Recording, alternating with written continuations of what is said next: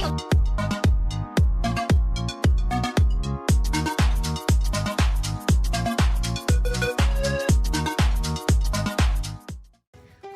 is Me Too'd again. Hypocrite elites are getting called out by moms, and Dr. Suess is racist, according to the hypocritical fake woke mob. I'm Michelle Mortensen, and this is what you need to know right now. New York Governor Andrew Cuomo under fire from all sides tonight as a second woman says the governor harassed her. 25-year-old Charlotte Bennett, a former Cuomo aide, said the governor would ask her about her sex life and whether she ever had sex with an older man. Ew. Cuomo responded by issuing a statement that read in part, "At work, I think I'm being playful and make jokes. Yeah, he's a real funny guy." Hilarious. Bennett also released a statement today, one through her lawyer, the same lawyer who represented Dr. Blasey Ford during the Kavanaugh investigation. That statement read, "It took the governor 24 hours and significant backlash to allow for a truly independent investigation. These are not actions of someone who simply feels misunderstood. They're actions of an individual who wields his power to avoid justice." Spot on. Spot on. Of course, this isn't the first allegation. Another aide, Lindsay Boylan, claimed last week that Cuomo gave her unwanted kisses, asked her to play strip poker, and showed off a cigar box from Bill Clinton. Gross. Speaking of Bill Clinton, his wife, Hillary, who famously accused Monica Lewinsky of being the bad guy when her husband committed sexual misconduct with her, an intern, well, she's finally come forward to make a statement. She says she supports a full investigation into Governor Cuomo. Nancy Pelosi and the White House have now said the same thing, but it did really take an awful long time for them to respond as well. They were all silent last week. In fact, they weren't even concerned until Cuomo tried to control the investigation into himself by appointing his friends and crony judges to investigate him. Thankfully, the New York Attorney General said that was unacceptable, and now there will be an independent investigation into Cuomo and these allegations. She says she will release all the details. This is truly a huge scandal, but of course, it's not the only scandal Cuomo is involved in right now. Something tells me there's more. He's also hired an attorney to represent him in the COVID nursing home deaths. After it was discovered, he covered up how many people died by his order to put COVID patients in nursing homes in the early days of the pandemic. Ugh, he's the worst. I bet all those women who tweeted how hot Cuomo was during the pandemic, how he was the love gov, feel really stupid now, knowing he was actively killing people and attacking women at that time. This is why you shouldn't tweet. They never age well. They don't, really. Meanwhile, the first single-dose COVID vaccine started shipping out today. The Johnson & Johnson vaccine doesn't need to be stored in freezing cold temperatures like others.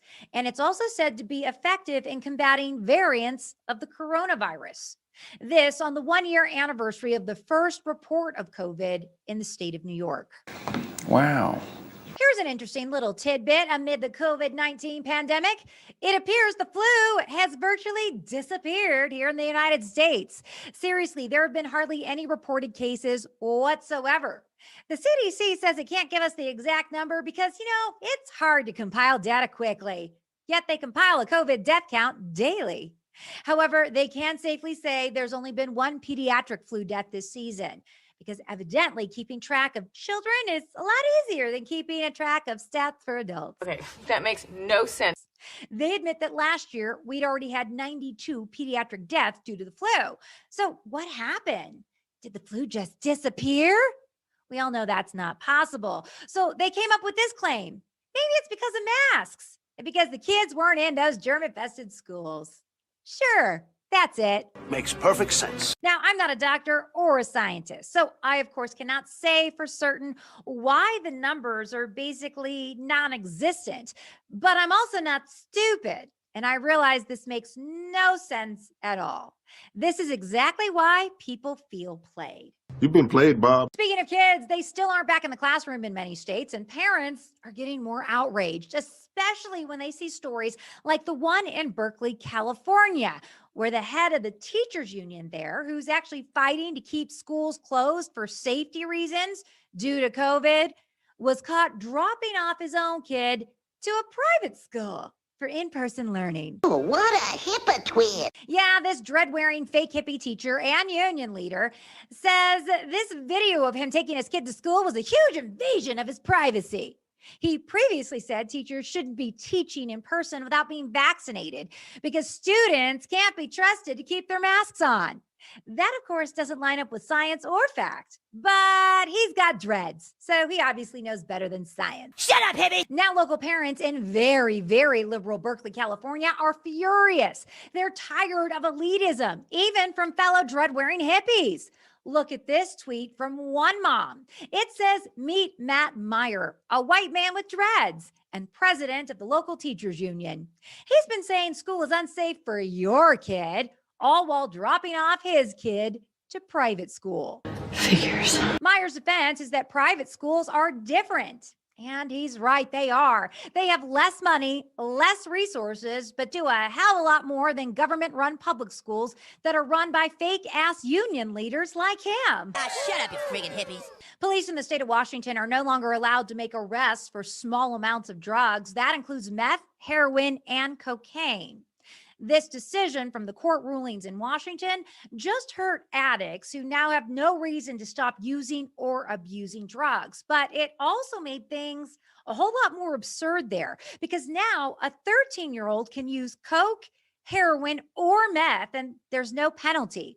But they can't have a cigarette or take a drink of alcohol. Has the world lost its mind? Finally tonight, Dr. Suess is racist. Say what? Yes, that's what one county in Virginia says. They claim some of the books by Dr. Seuss depict Chinese and African people in unacceptable ways, like holding chopsticks or not wearing shoes. They also say Dr. Seuss once did blackface, and that's why he should be canceled. However, that same county in Virginia has no problem that their governor did blackface and totally admits it.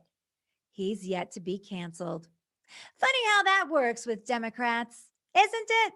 They'll never cancel their own. No, they never do. And that's what you need to know right now. I'm Michelle Mortensen with the news you need the way you want it, fast and fun. Catch this show and so many more on Grabit TV. That's grabit.com. I'll see you next time. Time to get real.